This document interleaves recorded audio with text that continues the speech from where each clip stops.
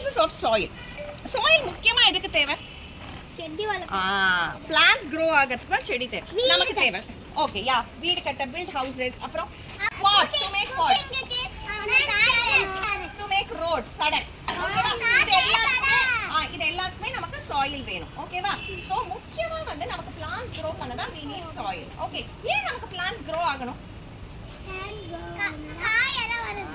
அப்பதான் நமக்கு flowers வரும், vegetables வரும், fruits வரும். vegetable fruits இல்லாத நம்ம எது சாப்பிட முடியும்?